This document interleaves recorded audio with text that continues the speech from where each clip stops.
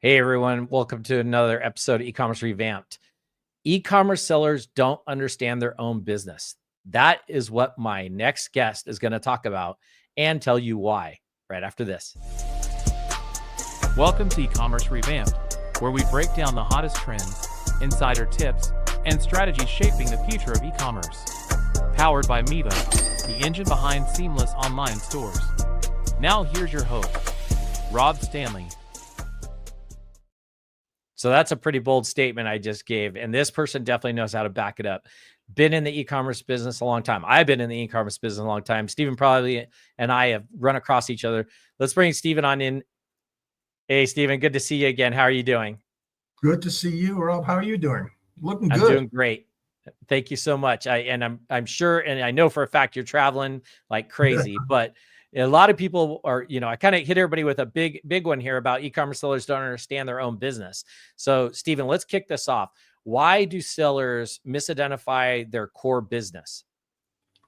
I love this movie. I don't know if you've seen it, called The Founder, about Roy Kroc. And he's story of how he starts McDonald's.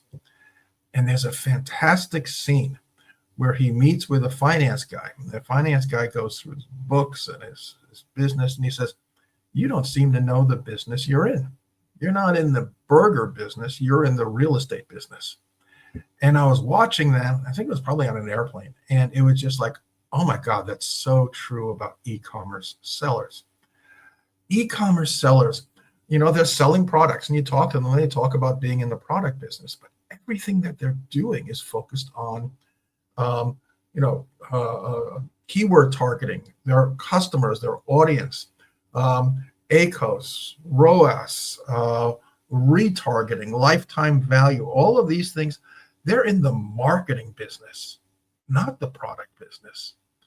And that's really fascinating to me. I love that, because if you're successful, particularly these days with so much competition, if you're successful selling your e-commerce product, then you are successful at marketing in an incredibly challenging environment. But you are in the product business. That's what drives your profits.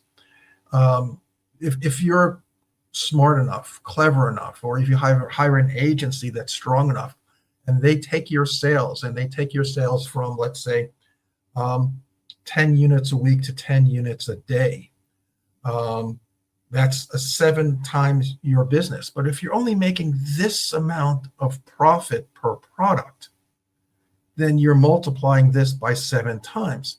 If you're making this much profit per product, now you've got something really powerful, really magical. Because if you think about yourself as being in the product business, you get that product to be profitable. And I have people come with me to China that get 10x, 12x multipliers. If you have the right margins on your product, then you're lifting that cap, you're lifting the limit on the amount of money you make, and you can take these skills that you've developed and really change your life. You're not in the product business if you're focusing all your time on marketing. You're in the marketing business, but take those skills, put it back into the product business, and it's killer. Absolutely.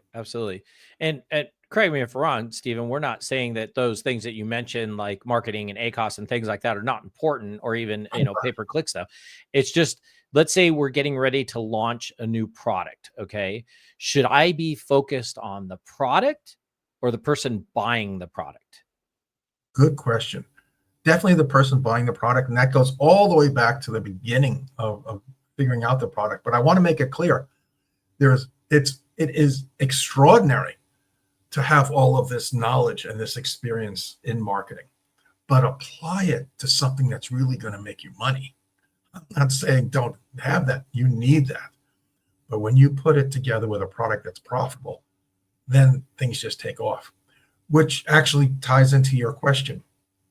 I'm a very, very big believer that when you develop a product, you need to develop around a WTP price. WTP is an economic term for willingness to pay.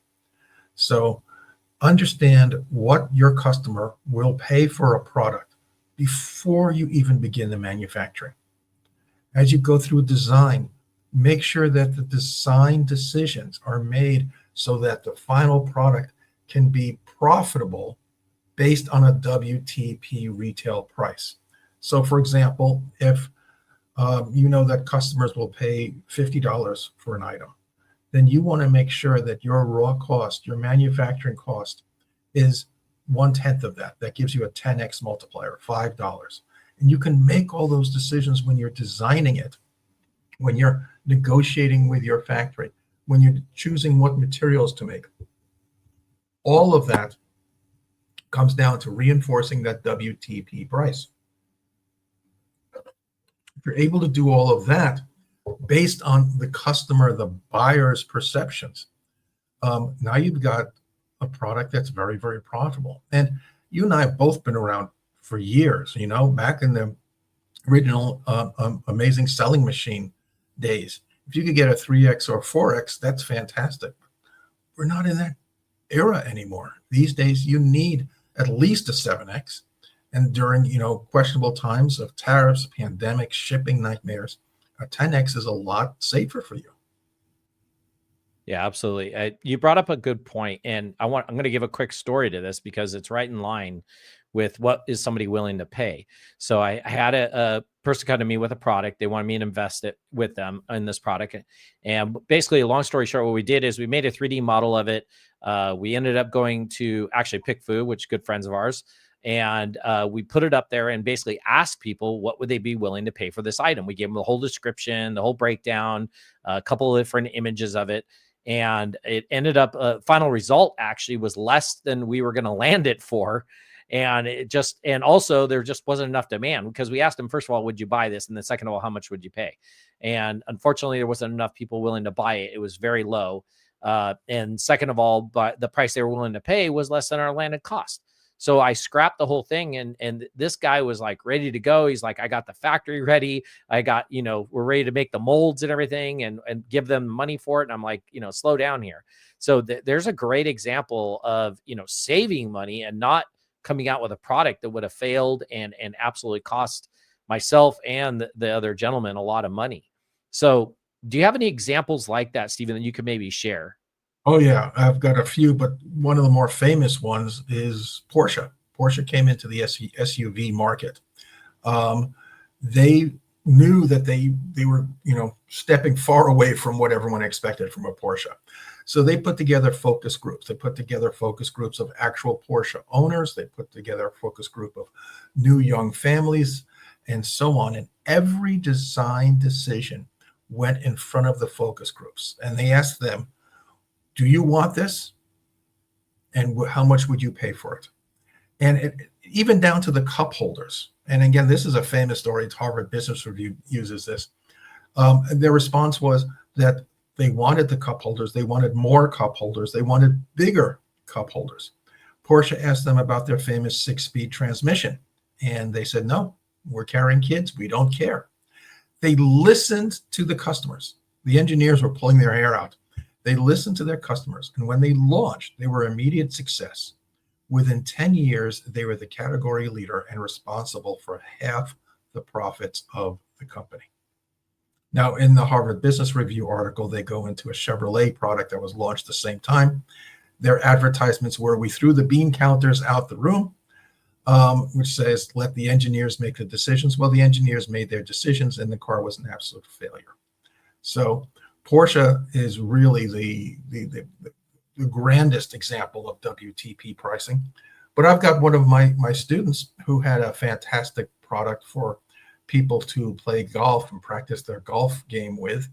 And when we did some research, it was not going to be as popular and certainly not at the price that people wanted to pay. He's got another product, and right now that product's in Lowe's.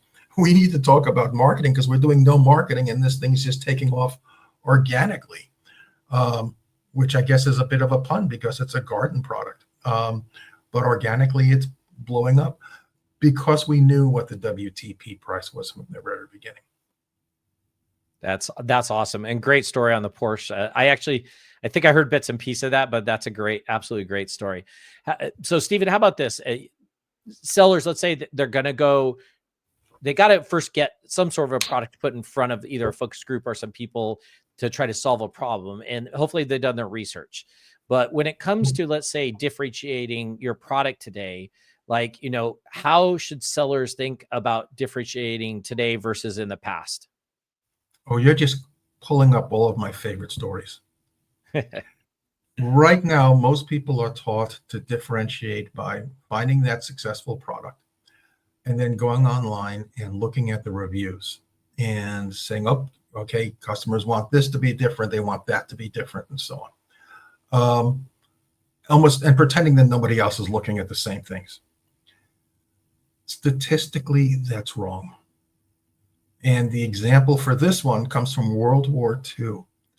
When they had airplanes come back to the airfields, and they had bullet holes all over them, the wings, the tail, and so on. And the military said, hey, we've got to reinforce all of these areas, which they started to do until a statistician came up and said, whoa, wait. Those are being shot, and they're still returning to the airfield. What are the ones that are being shot down? That's where you want to reinforce the cockpit, the engines, and so on, because if they're being shot there, you're not seeing them. The term is survivorship bias, but the same thing is occurring with products. If you're fixing the problems, then you're fixing the problems of people who are already buying the product. But if you really want to differentiate it and do it better, then find out why they didn't buy it in the first place. That's so powerful. Why is it? What did customers want? And this didn't solve their need or fill their desire. Find that out.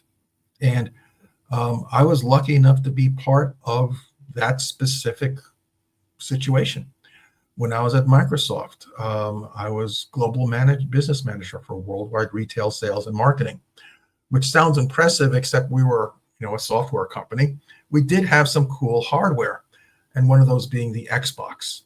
Well, we were doing very well with Xbox until Nintendo came out with the Nintendo Wii, which is like find a stick or something. Here we go, bottle. Nintendo Wii, where you just wave this wand around, and they were eating our lunch. The sales were incredible. And it was my boss, and he reported to Steve Ballmer, and Steve Ballmer was very upset. And I can't say the words he was using, but I can tell you he was red in the face, pounding the table, and using words you don't use around your children. And Mitch was like just listening to all this, and Steve Ballmer saying, why don't we have a blankety blank Microsoft Wii? We need a Microsoft Wii, so on.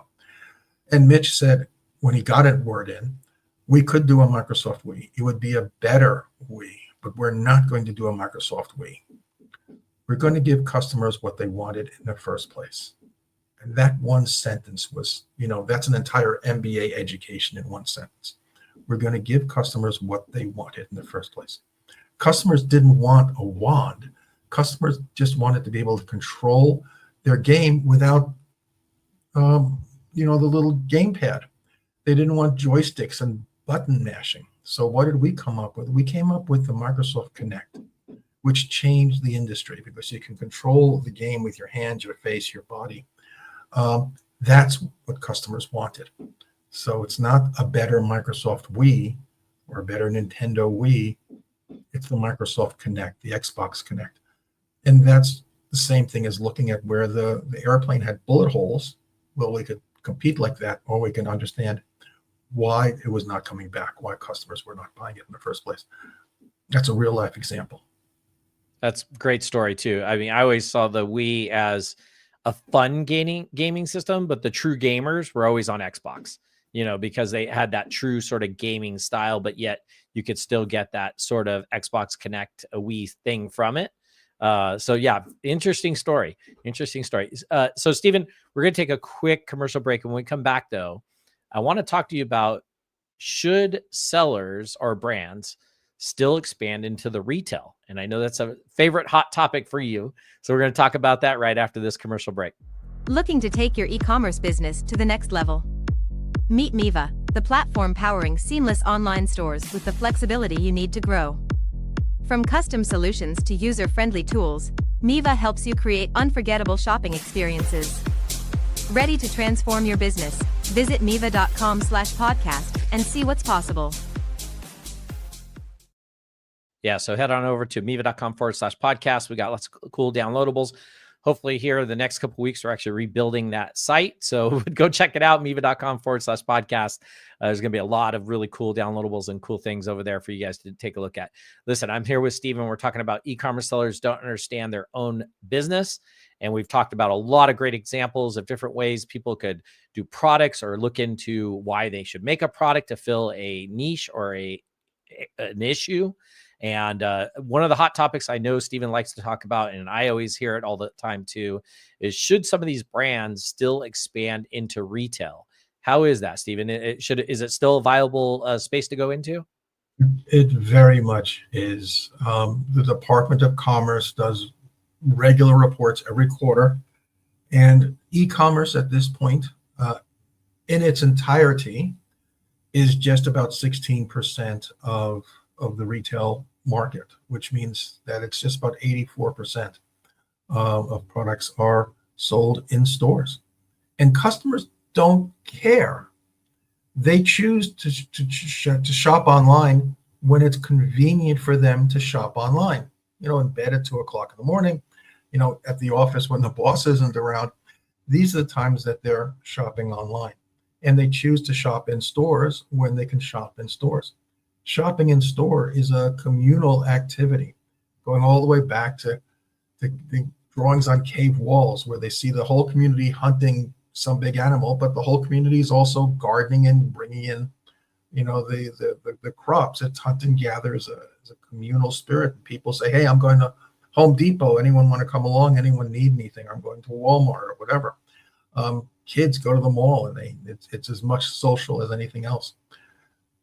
If you think about Costco, if you think about Home Depot, Lowe's, or so on, and you see somebody who's going up to the checkout counter and they've got their shopping cart in front of them, particularly Costco, and they have one item in that shopping cart, it's like you look at them, so that's weird.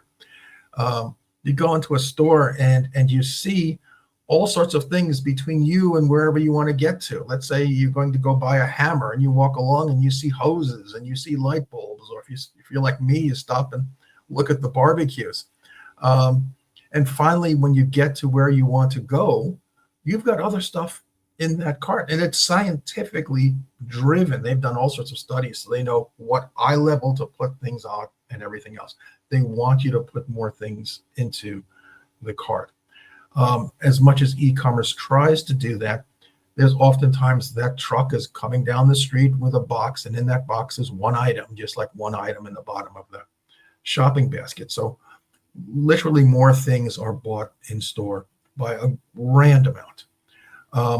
Now, there are things that are just too niche to be successful in stores. That's where you want to be online. People know if they're looking for, left-handed opera glasses, they're going to be looking online. They're not going to find it in a store. But when they go to the store, they buy a lot of things. And particularly small and independent stores, they go in there in a hunt for something that's new. And if you have a product that's new and unique, and customers go into these small stores looking for something that's new and unique, that's an incredible match. You want to be in e-commerce. These days, you need to be in e-commerce. You're going to lose a large percentage of your shoppers if you're not, but you should also include physical stores. There's no battle between it. Nobody's wearing t-shirts that say team e-commerce or team retail. Customers want to buy products, and you want to sell products anywhere they are. Absolutely. I go into Home Depot all the time. They always have the new items and the sale, like kind of final sell items right when you walk in, right in front of you. And because they know that's either the new item you want to be looking for, or you'll add it anyways. And then the price is too good to pass up, so you'll throw it in your cart. Absolutely see that all the time. I'm convinced. And walk into Home Depot, I think I can do anything if I only had the right tools, and there they are for me to buy. It's a terrible place for me. I'm with you on that. Absolutely. So speaking of Home Depot, so there's been a little thing that just happened recently. Uh, the president asked Walmart to eat some of these tariffs. So far, I don't think I've heard an answer from Walmart, but I did just read a story this morning that Walmart said that they are willing to eat I'm sorry, it wasn't Walmart. Home Depot said they're willing to eat the tariffs. So I wanted to talk to you a little bit about tariffs. So, how should sellers respond to the tariff shift that's happening right now? We've seen it up, down. It's currently downish, but still up. What's your kind of take on the tariffs right now? Oh, politicians should do politics. I care about business. Things will work out between Xi and Trump and all the rest of that. We have to worry about our own business being strong. And you get another story for me today. And this one everyone knows, the three little pigs. The first little pig built their house out of sticks. The next one built it out of straw. And the last one built it out of bricks and stone. You need to make sure that your business is as strong as possible.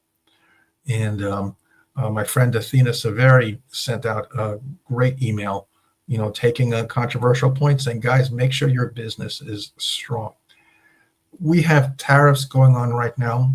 We had this shipping nightmare a couple of years ago. We had the pandemic before that. We're about to have another shipping nightmare with hopefully a TRI, but it might be a general rate increase and temporary rate increases and so on. You need to have your business successful. You need to have your business to be strong. You need to have your products to be differentiated and profitable. And you do that, you'll be able to get through all of this. We've got one of our fellows named Jake came with us to China last October, just came back again in April. In October, he made most of his products around anywhere from a 6 to an 8x multiplier. Now I think his lowest multiplier on in his portfolio is an 8x, and they go up above 10x. This translates to 38% margin after 145% tariff. And now the tariffs have come down. And even with 145% tariff, that was hundreds of thousands of dollars in his pocket just by knowing how to do business correctly with manufacturers. So tariffs are a bad thing. Pandemics are a bad thing. Horrible shipping rates are a bad thing. You need to make sure that your business is strong so that you can get through all of these bad things and still make money. Absolutely. Absolutely. So it was interesting. Could we give maybe some tips on like what signals a healthy e-commerce business? What are some of the things that you look for? You were saying Athena, good friend of mine too. Athena mentioned something about make sure you have a healthy and strong business. You just mentioned it too. What are those kind of things that people should look at to see and maybe fix to make sure they have a healthy business? Number one, profit. You have to be profitable. I've seen courses. Now we can get into numbers and boring stuff. Return on investment. Return on investment is what comes in minus what goes out over what goes out. That's the calculation. It hasn't changed forever. It's accountants call it GAAP, Generally Accepted Accounting Principles. I've seen Amazon courses, I've seen e-commerce courses that say ROI is calculated by what goes in over what goes out. That's wrong. So if you're bringing in $70,000 and it's costing you $50,000, that should be 70,000 minus 50,000 over 50,000. So that's 20 over 50. It's a 40% ROI. And I've seen not only courses, but frankly, some of these research tools where the results are skewed. And I've seen 70 over 50, which is 140% ROI. You have to know if you're making money. And probably the scariest thing in the world is for an e-commerce seller to sit down with their accountant and have their accountant actually go through the numbers. If you're not making a profit, nothing else matters. This idea of it's okay to lose money your first year, and it's okay to lose money on your first product. No, the myth that Chinese sellers are losing money on their products, never. They would never, never, never, never do that. You should not do that either. So if there's one very, very strong indicator, are you making money? Yeah. Yeah, that's a perfect answer to that, and totally agree with that. Stephen, before we kind of wrap up and talk a bit about cantonfairtrip.com, I do have kind of a last question for you. What is a current myth that new sellers still believe? Oh, I'll tell you the one that I hate the most, but it's true these days, which is everyone expects to be paying 30% up front and 70% upon completion. When I started, which was before the original Amazing Selling Machine guys, it was 20%, 40%, 40%, and other whatever you built out. I hate the fact it's 30%, but now so many suppliers expect that. Biggest myth going on right now for new sellers. I'm going to come back to differentiation. A lot of people believe that the best thing to do is to start off by copying a successful product and out marketing them. That's very expensive.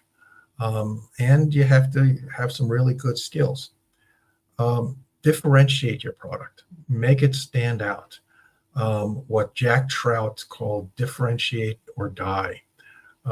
Seth Godin calls it a purple cow. In a field of brown cows, be a purple cow. That's what people are going to see and want. Mark Cuban famously called people who do copycat products wantrepreneurs instead of entrepreneurs. Differentiate your product. Do that, and you're going to stand apart. If you just do a copycat product, even if your logo is different, you're going to eventually be in a race to the bottom. You don't want to do that. You're doing this because you want to make a change in your life. And I've gone to Amazon events. I go to e-commerce events. I go to industry events for people who are starting their own businesses.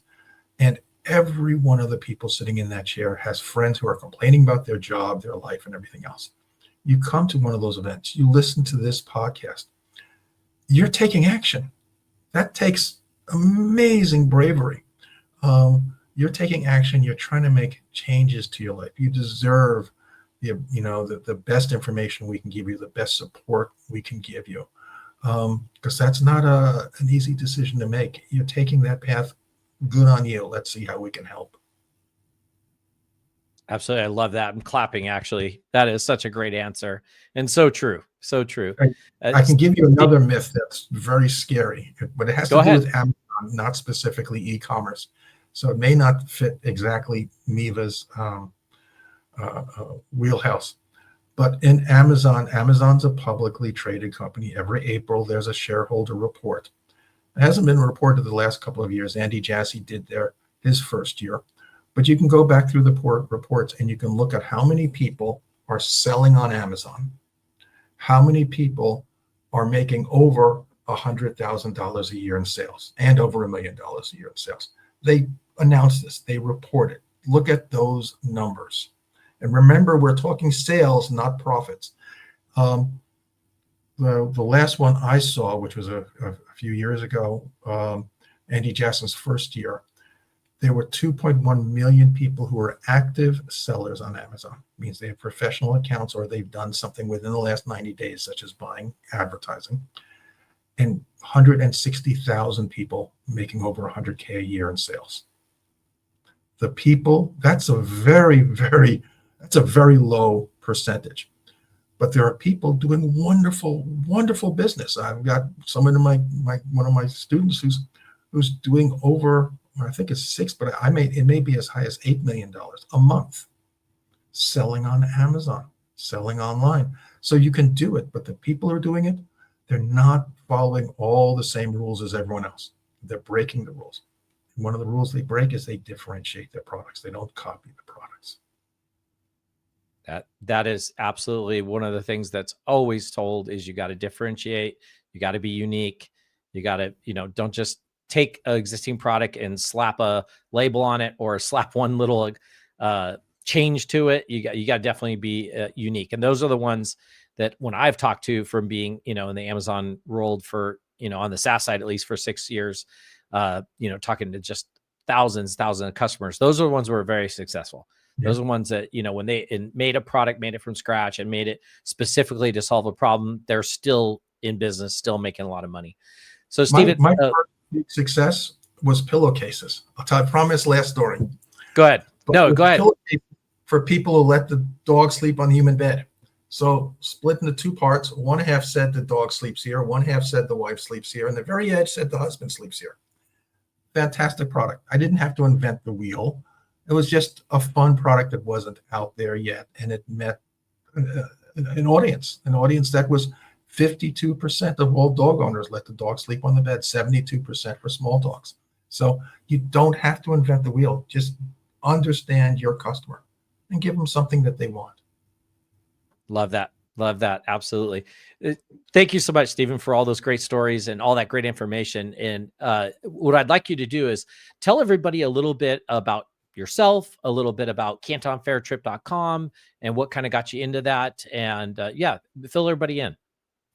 Well, let's see. I've been doing products since 2001, so 24 years now, and selling them in stores and online and so on.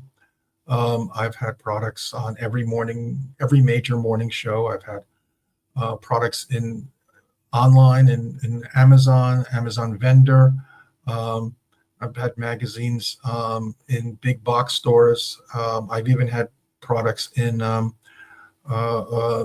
Oscars, gift bags at the Oscars. So I've been very lucky. I've also had failures. I've had a great chance to learn from a lot of people along the way, and that's what I try to share.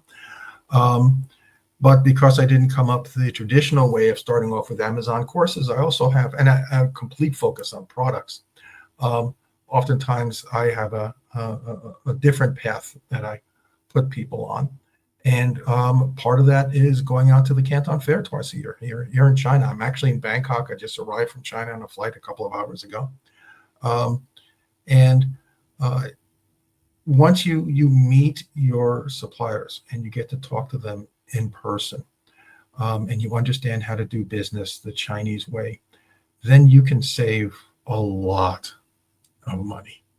The reality is that most people and most courses are not taught the Chinese way to negotiate and do business. They're taught the Western way. And as a result, they get taken advantage of.